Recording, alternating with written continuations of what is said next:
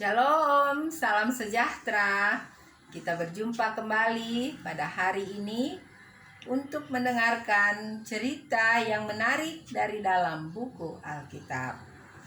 Nah, saudaraku, dimanapun saja Anda berada, saya berharap bahwa saudaraku ada di dalam keadaan yang baik-baik saja. Nah, walaupun kita saat ini berada di dalam rumah karena situasi yang tidak memungkinkan untuk kita selalu berada di luar rumah, tetapi saya yakin kebahagiaan dan kedamaian tidak berlalu dari kita semua. Nah, pada saat ini kita kembali akan mendengarkan cerita dari dalam buku Alkitab. Cerita kita pada hari ini sudah berada di Kitab Keluaran pasal 5. Nah, cerita kita sudah berada di Kitab Keluaran pasal 5.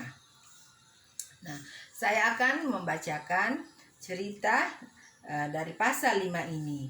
Tetapi sebelumnya saya akan menceritakan atau mengingatkan sedikit tentang cerita di pasal yang lalu atau di pasal 4. Nah, cerita di pasal 4 yang lalu itu mengatakan bahwa Musa dan Harun sudah bertemu dan mereka sudah pergi ke orang-orang Israel atau tua-tua Israel. Jadi mereka mengumpulkan semua tua-tua Israel. Kemudian mereka menyampaikan apa yang dikatakan oleh Tuhan Allah kepada Musa. Dan Harun mulai berbicara kepada tua-tua Israel pada saat itu. Dan mereka semuanya mendengarkan dengan baik. Dan kemudian Musa juga memberikan mujizat-mujizat yang Tuhan Allah sudah katakan kepadanya. Dan pada saat itu semua tua-tua bangsa Israel sangat tertekun melihat akan mujizat dan perkataan firman Tuhan yang disampaikan oleh Musa dan Harun. Dan kemudian tua-tua Israel mereka merasa bahagia, ya. Jadi mereka bersyukur karena mereka melihat bahwa kesengsaraan mereka yang saat itu sedang mereka rasakan, Tuhan Allah mengetahui dan Tuhan Allah akan segera meluputkan mereka daripada keadaan itu. Dan kemudian dikatakan mereka menyembah sujud atau mereka berdoa mengucapkan puji syukur kepada Tuhan Allah. Nah, itulah cerita atau ringkasan tentang cerita di pasal yang lalu atau di pasal 4. Nah, saat ini kita akan mendengarkan cerita di pasal 5. Nah, saudaraku, judul daripada pasal 5 ini adalah Musa menghadap Firaun, bangsa Israel makin ditindas. Nah, jadi Musa menghadap Firaun, bangsa Israel makin ditindas. Saya membacakannya dari ayat 1. Kemudian Musa dan Harun pergi menghadap Firaun, lalu berkata kepadanya, "Beginilah firman Tuhan, Allah Israel, biarkanlah umatku pergi untuk mengadakan perayaan bagiku di padang gurun." Nah, jadi setelah Musa dan Harun menghadap kepada tua-tua Israel, kemudian mereka pergi juga menghadap ke Firaun, ya. Nah, kita lihat di ayat kedua.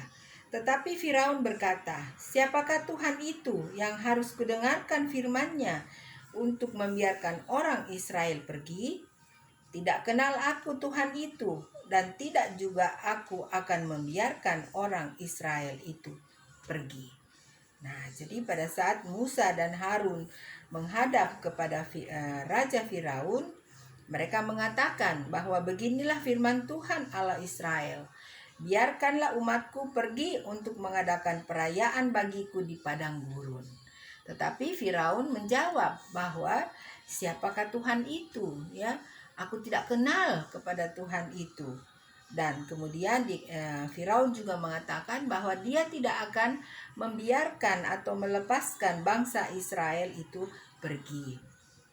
Nah, selanjutnya kita akan mendengarkan cerita di ayat 3. Lalu kata mereka, Allah orang Ibrani telah menemui kami.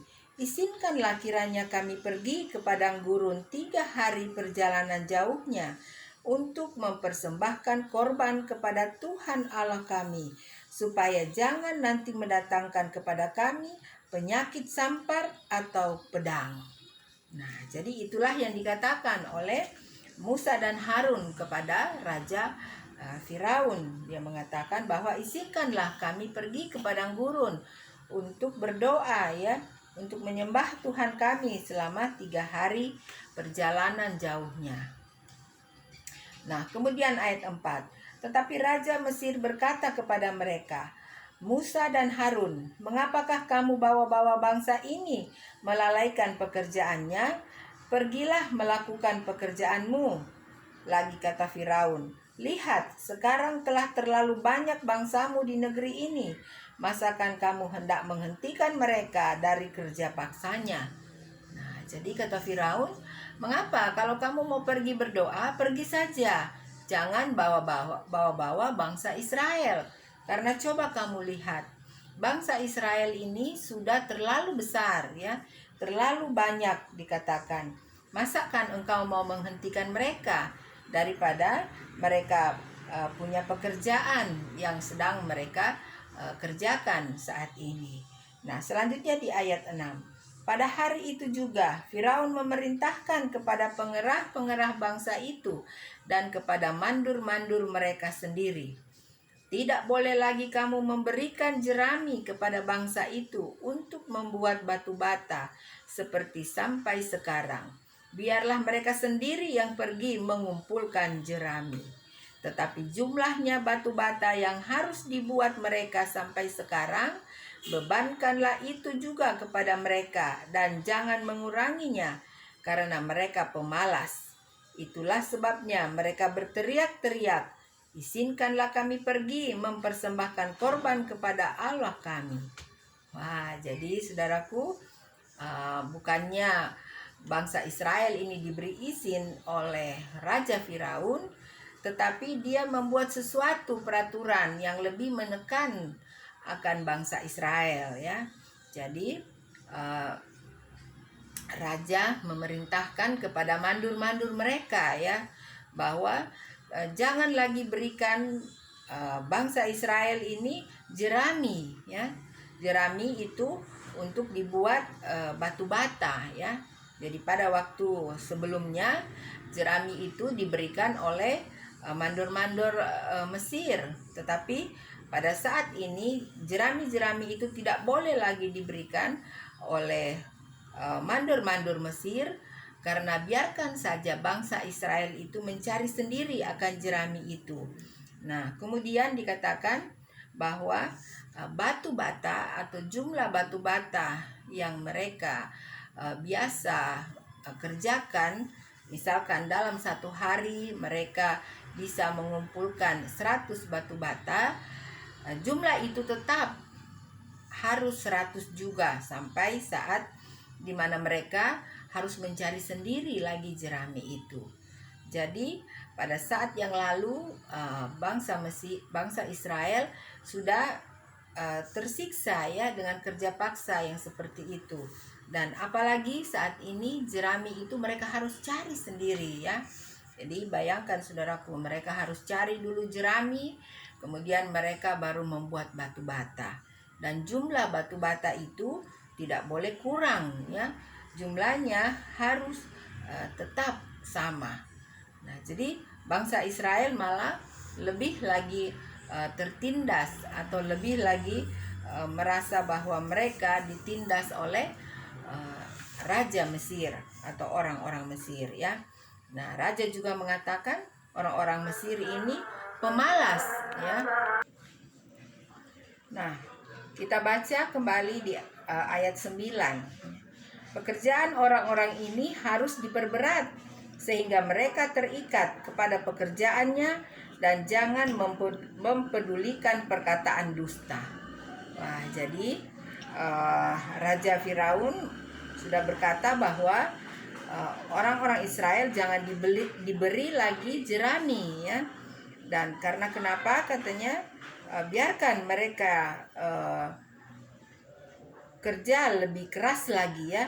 Jadi pekerjaan mereka harus diperberat. Nah, itu kata Raja Firaun kepada mandor-mandor orang Mesir. Nah, kita lihat di ayat 10. Maka para pengerah bangsa itu dan para mandurnya pergi dan berkata kepada mereka, "Beginilah kata Firaun, aku tidak memberi jerami lagi kepadamu. Pergilah kamu sendiri mengambil jerami, di mana saja kamu mendapatkannya, tetapi pekerjaanmu sedikit pun tidak boleh kurang." Nah, jadi mandur-mandur bangsa Mesir ini kemudian mereka pergi kepada pekerja-pekerja daripada bangsa Israel. Kemudian mereka menyampaikan apa yang dikatakan oleh Raja Firaun kepada mereka, ya, bahwa jerami tidak ada lagi. Jadi jerami tidak diberikan dan bangsa Israel yang bekerja itu harus mencari sendiri jerami itu. Kemudian mereka membuat batu bata dan jumlah batu bata itu tidak boleh berkurang seperti pada saat mereka masih mendapatkan jerami. Nah, kemudian di ayat 12. Lalu berseraklah bangsa itu ke seluruh tanah Mesir untuk mengumpulkan tunggul gandum sebagai pengganti jerami. Dan pengerah-pengerah itu mendesak mereka dengan berkata, "Selesaikan pekerjaanmu, yaitu tugas sehari, seperti pada waktu ada jerami." Nah, saudaraku, jadi begitu keras, ya, begitu berat bangsa Israel bekerja, ya, di Mesir pada saat itu. Jadi katakan bahwa mereka segera pergi untuk mencari dan mengumpulkan tunggul gandum, ya, sebagai pengganti jerami. Nah, kemudian kita melihat di ayat 14. Lalu pengerah-pengerah Firaun memukul mandur-mandur Israel yang mereka angkat sambil bertanya, "Mengapakah kamu pada hari ini tidak menyelesaikan jumlah batu bata yang harus kamu buat seperti kemarin?" Wah, jadi kasihan sekali, ya, saudaraku, pada saat mereka tidak mencapai jumlah yang ditentukan oleh mandor-mandor Mesir, mereka dipukul, ya, mereka dipukul. Jadi mereka mengatakan, "Mengapa sampai kamu tidak menyelesaikan pekerjaanmu dengan baik, ya? Mengapa batu bata itu tidak terkumpul seperti jumlah yang ditentukan?" Nah, itulah yang terjadi pada saat itu. Nah, kita baca cerita selanjutnya di ayat 15.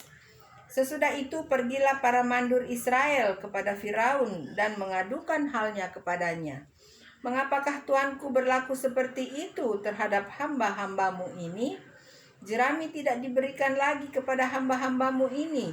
Tetapi walaupun begitu, kami diperintahkan, buatlah batu bata, dan dalam pada itu hamba-hambamu ini dipukuli, padahal rakyat tuankulah yang bersalah." Nah, jadi sangat kasihan, ya. Jadi bangsa Israel itu pergi mengadu kepada Firaun, atau mereka minta perlindungan, ya, kepada Firaun. Dan mereka menceritakan semua apa yang terjadi kepada mereka pada saat mereka bekerja. Nah, kita lihat apa selanjutnya kata daripada Raja Firaun. Kita baca di ayat 17. Tetapi ia berkata, "Pemalas kamu, pemalas. Itulah sebabnya kamu berkata, izinkanlah kami pergi mempersembahkan korban kepada Tuhan. Jadi sekarang pergilah bekerja. Jerami tidak akan diberikan lagi kepadamu, tetapi jumlah batu bata yang sama harus kamu serahkan." Wah, jadi bangsa Israel tidak mendapatkan sesuai dengan apa yang mereka harapkan, yaitu perlindungan daripada Raja Firaun. Malahan mereka dikatakan apa tadi? Pemalas, ya. Mereka dikatakan, "Pemalas kamu, pemalas. Itulah sebabnya kamu berkata, izinkanlah kami pergi mempersembahkan korban kepada Tuhan." Nah, jadi itu yang dikatakan oleh Raja Firaun. Kemudian Raja Firaun lagi berkata bahwa pergilah kamu bekerja, dan kamu tetap tidak akan diberikan jerami. Kamu harus mencari sendiri. Nah, kita baca selanjutnya di ayat 19. Maka mengertilah para mandur Israel bahwa mereka ada dalam keadaan susah, karena dikatakan kepada mereka, kamu tidak boleh mengurangi jumlah batu bata pada tiap-tiap hari. Nah, jadi bangsa Israel itu mengerti sudah apa yang sedang terjadi terhadap mereka, ya. Jadi mereka benar-benar berada di posisi yang sangat sulit, ya, karena mereka dipekerjakan secara paksa dan mereka tidak diberikan lagi jerami. Nah, selanjutnya di ayat 20. Waktu mereka meninggalkan Firaun, berjumpalah mereka dengan Musa dan Harun yang sedang menantikan mereka. Lalu mereka berkata kepada keduanya, kiranya Tuhan memperhatikan perbuatanmu dan menghukumkan kamu, karena kamu telah membusukkan nama kami kepada Firaun dan hamba-hambanya, dan dengan demikian kamu telah memberikan pisau kepada mereka untuk membunuh kami. Jadi di sini kita melihat bahwa ada salah paham, ya, kesalahpahaman antara bangsa Israel dengan Musa dan Harun, ya. Jadi Musa dan Harun menghendaki agar bangsa Israel diberikan izin untuk keluar dari tanah Mesir. Tetapi raja tidak menghendaki demikian. Dan Musa dan Harun pun tidak mengira bahwa bangsa Israel ini diberikan pekerjaan yang lebih berat lagi, ya. Jadi pada saat mereka mendengarkan perkataan daripada rakyat Israel atau bangsa Israel yang sesudah dari menghadap kepada Firaun, maka kita akan melihat apa yang dirasakan oleh Musa, ya, di ayat 22.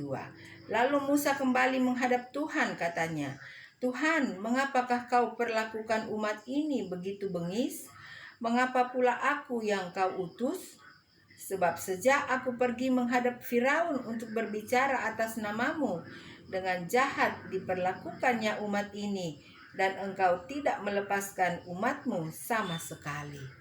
Wah, jadi Musa tidak tega juga, ya, mendengarkan akan cerita atau perkataan yang dikatakan oleh orang-orang Israel, ya, sesudah mereka menghadap Raja Firaun, ya. Jadi Musa kemudian kembali menghadap kepada Tuhan Allah, dan Musa mengatakan, mengapakah kau perlakukan umat ini begitu bengis?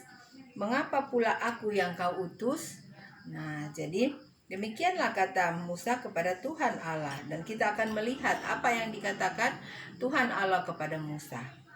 Ayat 24. Tetapi Tuhan berfirman kepada Musa, sekarang engkau akan melihat apa yang akan kulakukan kepada Firaun, sebab dipaksa oleh tangan yang kuat, ia akan membiarkan mereka pergi. Ya, dipaksa oleh tangan yang kuat, ia akan mengusir mereka dari negerinya.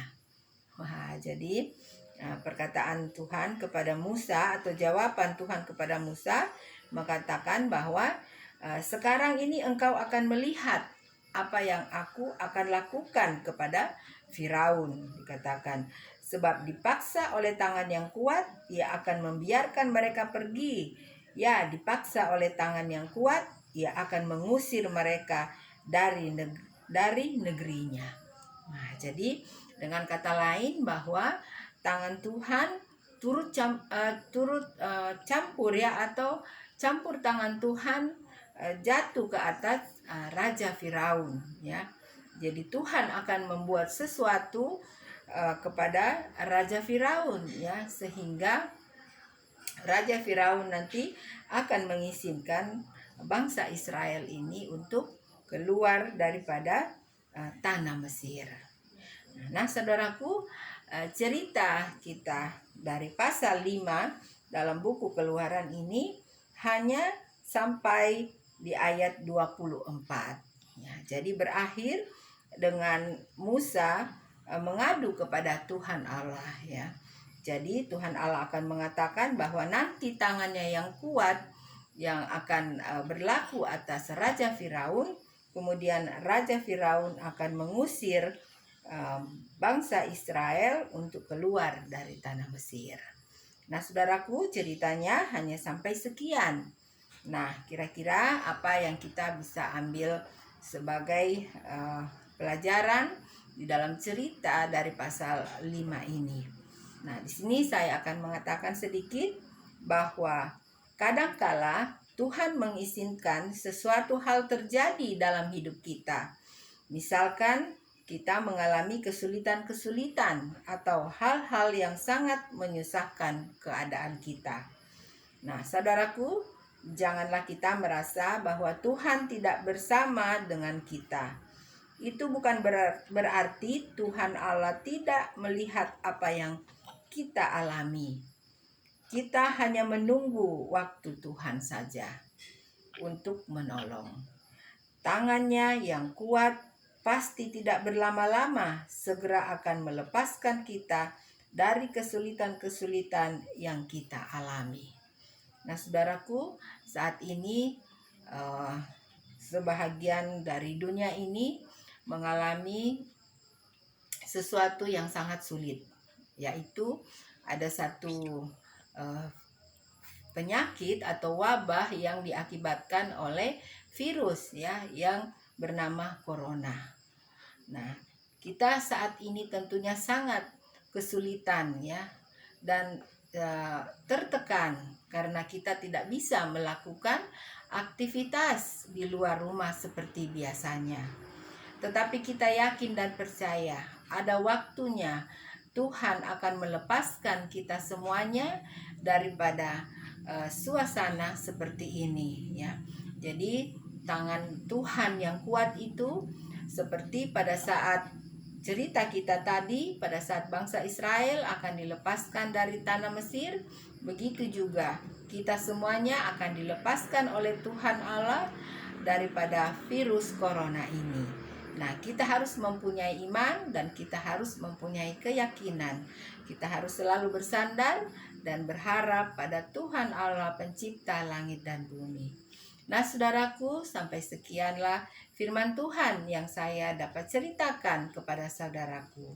Dan sampai nanti kita akan berjumpa lagi pada waktu yang Tuhan kehendaki. Kiranya Tuhan Allah memberkati dan menyertai selalu saudaraku dimanapun saja berada. God bless you. Bye.